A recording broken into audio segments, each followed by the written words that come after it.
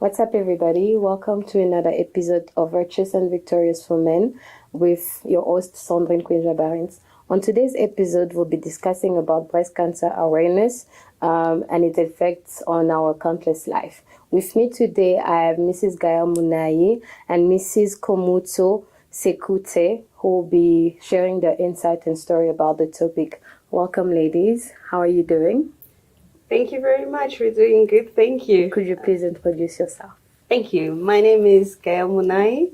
I am a clinical technologist by profession, and in my day-to-day life, I run two different businesses.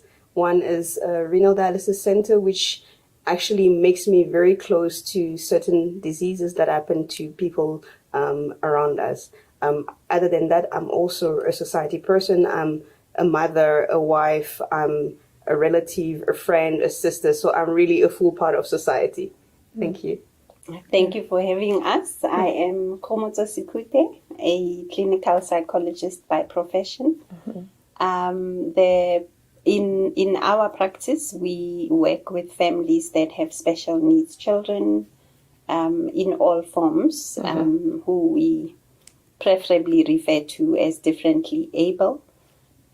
So that's the primary focus in the clinic. Other than that, I am an entrepreneur who works as a coach in other places, grandma and mom. Oh, how lovely.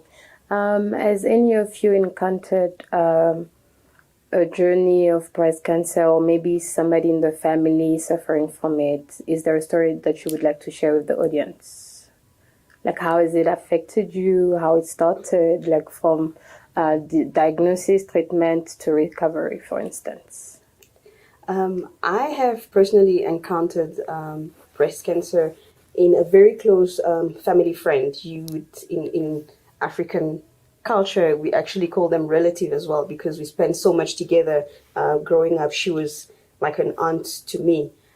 When I was informed that she was diagnosed with breast cancer, my first reaction was fear, because I wasn't sure what was going to happen next.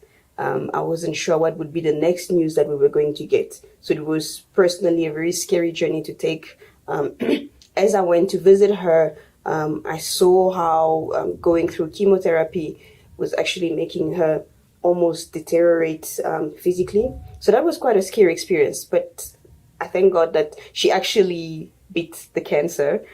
She's fine today. She had a lumpectomy, and that was also a scary sight to see the incision site, to see the flatness on the chest. It was quite a traumatizing sight. But then you look at the fact that the person has overcome it, and it gives hope for the next person who may be going through it. You realize that there's actually a way out of it. It doesn't mean that because you've been diagnosed with breast cancer, it's the end of it. And in the medical practice itself, we actually had once a male patient with breast cancer. So that was an eye-opener to realize that it's not only female who end up with breast cancer. Men also can have breast cancer. So that was the first. We thank God that he also recovered from it. But it was really an eye-opener to tell us that it's not only women that end up having breast cancer. Obviously, more women than men will have it. But men should also be aware of it. Thank you. So my encounter with cancer broadly, including breast cancer, is I come from a family of multiple cancer stories, starting with my paternal grandma, who, due to her own cultural beliefs, refused to have the malignant tumor removed, because in her world and her era, if she were not to have any parts of her body intact when she passed on one day, that would have been a crisis for her. It was also tied in with her identity as a woman and a mom. Immediately when you don't have both your breasts, for some people it's a challenge. So it's from that side, and my aunts, who are all survivors. They were diagnosed many years ago. One of them had lumpectomy. The other one had a small removal. And then the last experience I've had would be of clients that I have worked with who have had breast cancer. On a personal note, I too am a survivor. I was diagnosed in 2014. Because we've got that family history, I was always going for annual checks.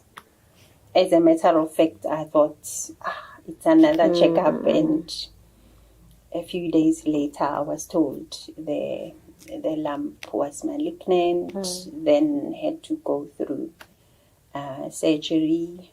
Thankfully, I didn't need chemo. However, it was a big shock.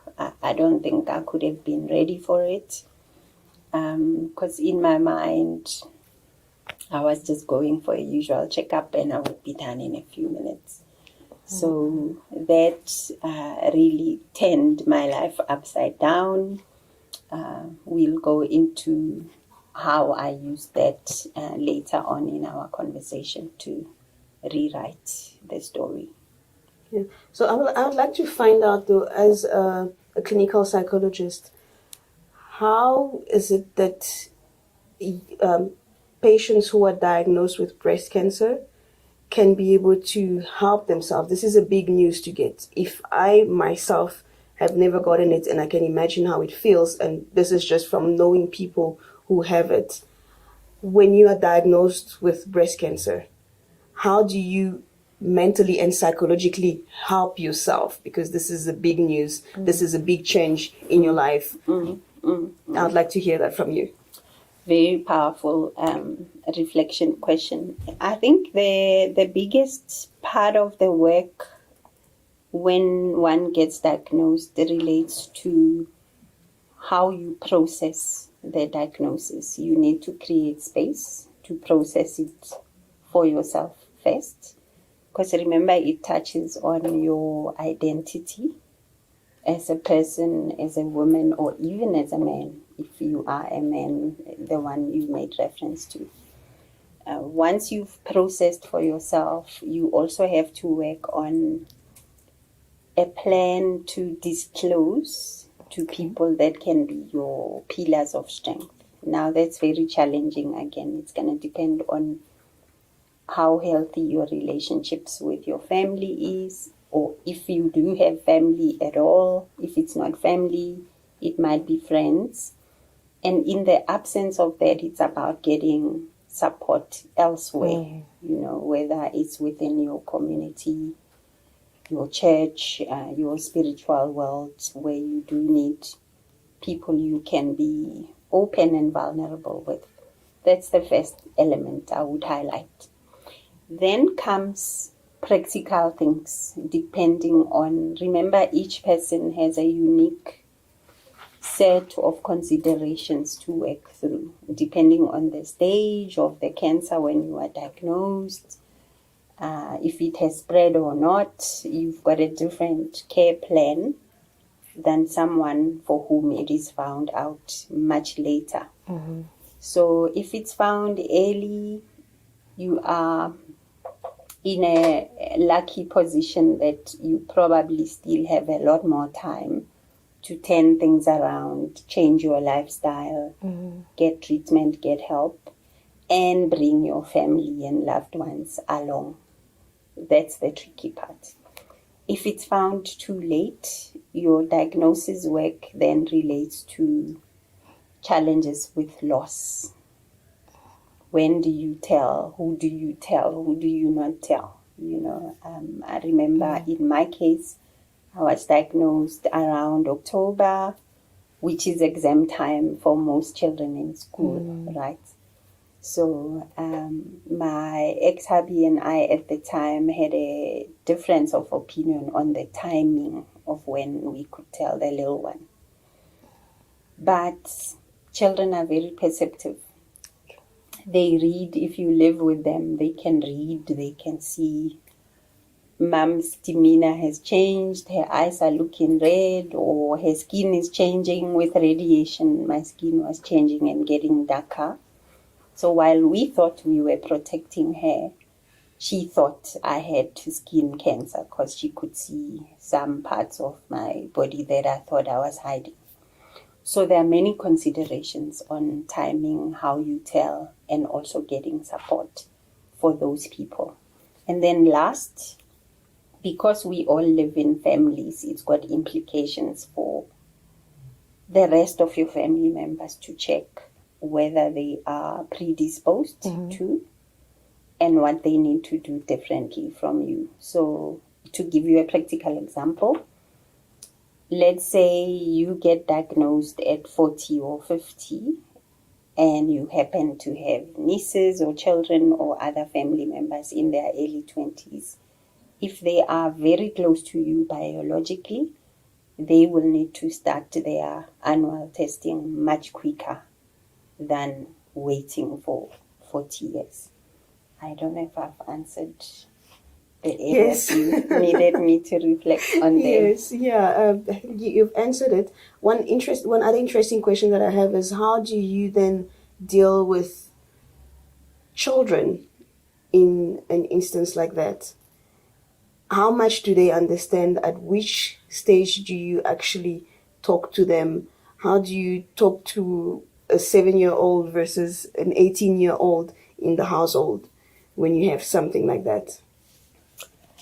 It's going to depend on every child and the kind of family you are. If you are a family that doesn't discuss things openly, I would say you need to prepare for that big conversation. If you are a family that's relatively open, remember you would have dealt with other crises. So I would say look to how you handle trauma and life-changing things already generically. How do you handle it when someone passes away? Do you hush the kids away and send them to whoever? You don't let them be part of the mourning process?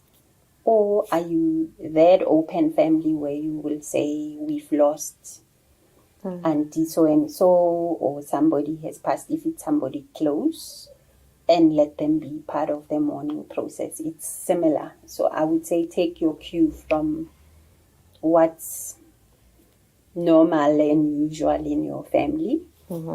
You also have an opportunity to consider a conversation, to your point, Gail, with a 7-year-old and 18-year-old are very different. So you could either have them receive the news as a family at a high level together to say, mom or aunt is ill, has been diagnosed with something. In that conversation, you also need to give them hope that it is being addressed. They will be getting care. Maybe the impact on them might be mom or aunt might need to go away for a few days to get care. This is who will be looking after you in their absence. You would have to talk about the disease not being contagious. Just now they don't want to hug mom or aunt anymore. Yeah, that's true. Didn't think about that. Yeah, and then with the 18-year-old, obviously you will also want to afford them a separate session where they can, because they will grasp a lot of things. They'll worry about bigger things. You know, they might want to ask, what does it mean for me if it's my mom? The young ones can work it out, can work the trauma in play therapy, for example. They don't have to sit like you and I and do talk all the time. They have other ways of processing it. Yes. So, Can you tell us a little bit about play therapy itself? What would play therapy look like for an 8-year-old if there is a trauma like that, if somebody has been diagnosed in the family? So remember, play therapy is customized to each child. It is client-led, not therapist-led. So when your client arrives, you have to be open enough to read where they are. If they arrive in a playroom, it will have lots of toys and lots of material where they are either writing, playing, drawing, whatever. And whatever toys they choose, they will play what they need to process. You guys look a lot younger than I am, but in some communities, when young people grow, even in the absence of toys, we used to have those games where children would be playing with stones or what, Yes. simulating what happens at home and at school. Yes. You remember? Yes. So if there's a trauma they want to work through, when they arrive, they will pick those toys that will enable them to process what needs to be processed. And the role of the therapist is to create a safe space for them to go where they need to go. It's not about the therapist having an agenda that says, I want us to talk about your mom's diagnosis or what it means. We get led by our young clients as well. Okay.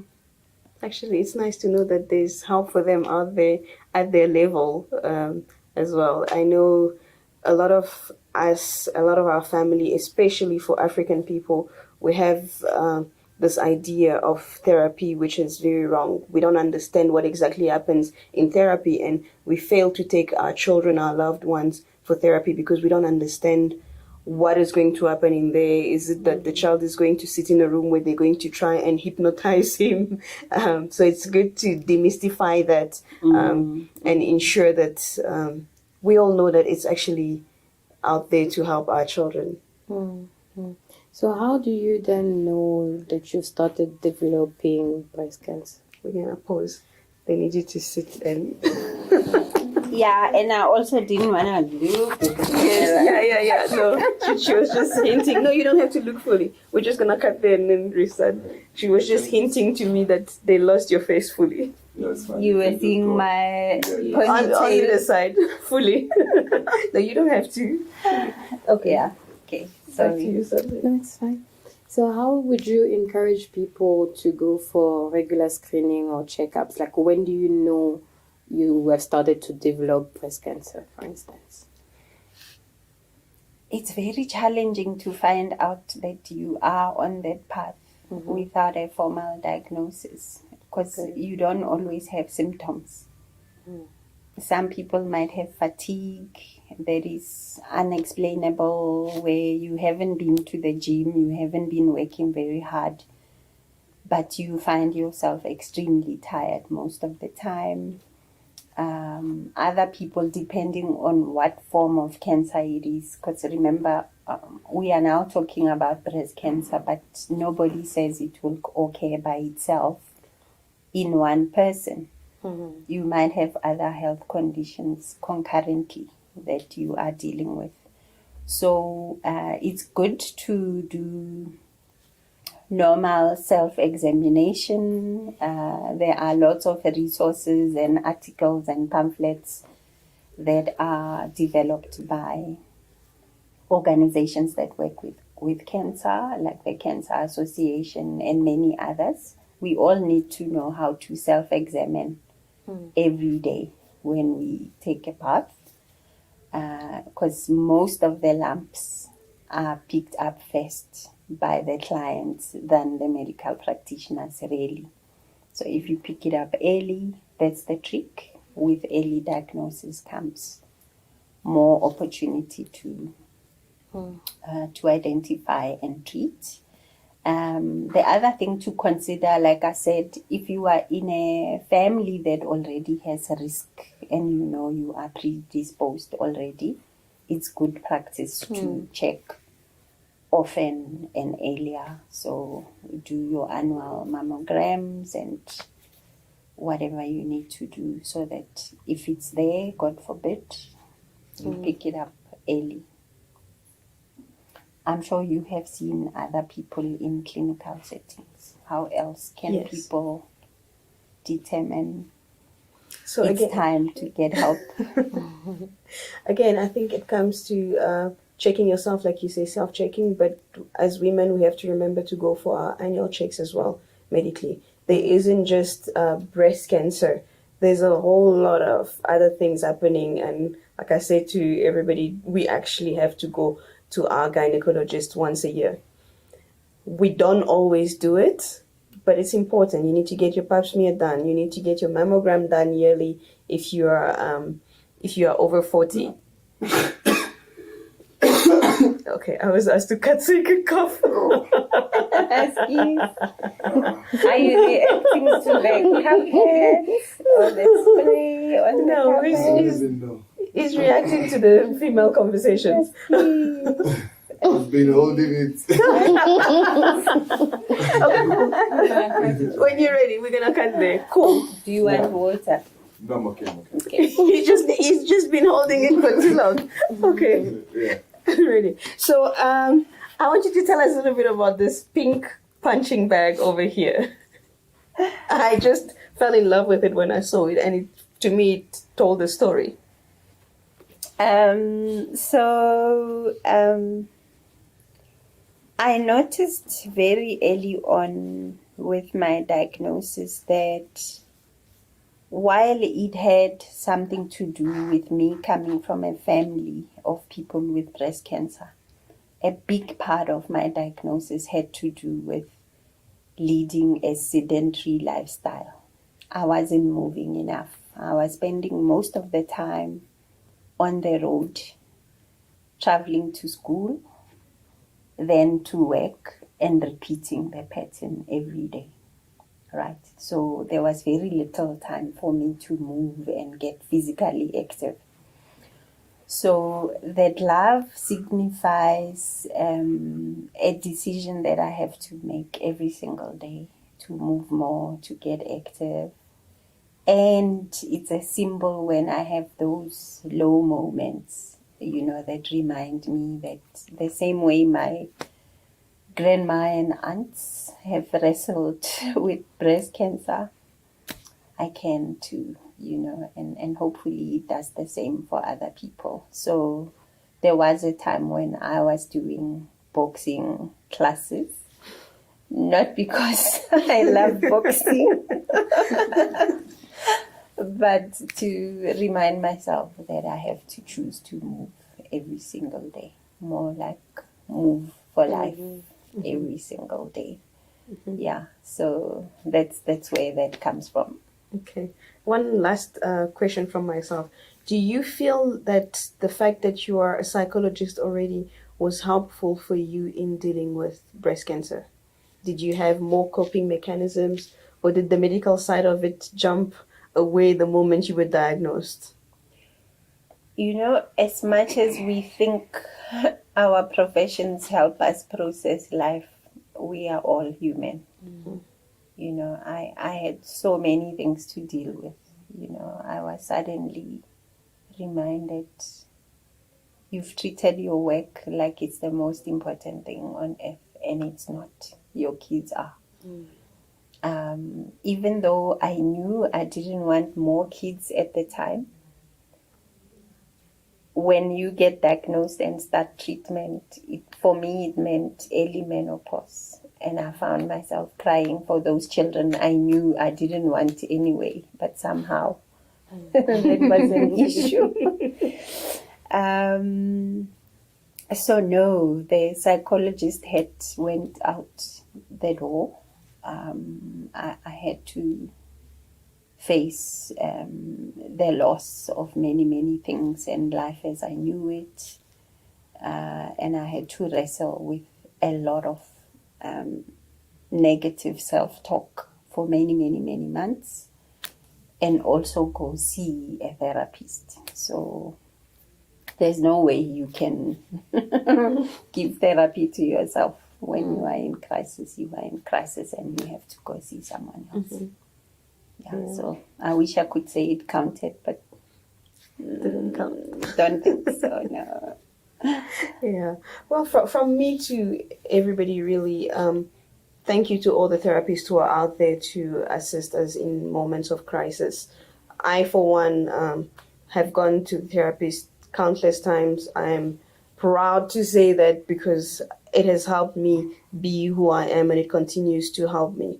I've realized the strength that there is in recognizing that you have an issue, and that's the starting point to actually dealing with the issue on its own. It's very important that we know that there's help out there for all of us, and that there are actually therapists who are like us. We need more African therapists, we need more female therapists, and we need to know about all of you because we feel like we can relate better with you. You understand us in a different way, and this is not casting other people out, but sometimes the fact that you can speak the same language as somebody makes it easier for you. If I could speak to you in a vernacular language, which is the language in which I cry, I would most probably get a lot more help from you than if I have to try and think my words in a different language. So it's very important that we get access to therapists that we can actually relate to. So I think from our side, to be able to help everybody out there, it's important that we come up, if you guys have got an association or something, that we get a list to that association and we can refer people there. I know, for instance, not recently, not very long ago, and I referred those people to you, I had a request specifically, a female African therapist, because people want to feel like they can relate, that you can understand that if I burst out crying and if I tell you about certain things that are cultural only, you can actually understand me, where somebody else would not understand what the culture means and why am I worried about certain things. So from myself to all our female and other therapists out there, thank you very much for looking after us. Definitely. We are also grateful for people like you and your team who look after our families that are on dialysis. It's a big life-changing thing, as you know. So grateful for that. Thank you. Thank you so much for this insightful topic, and we sure hope our audience learned something from it. And we would like to encourage you guys to follow us on the VNV Women Instagram page to stay up to date too with our current topic, upcoming topic, I would like to say. Thank you guys for joining.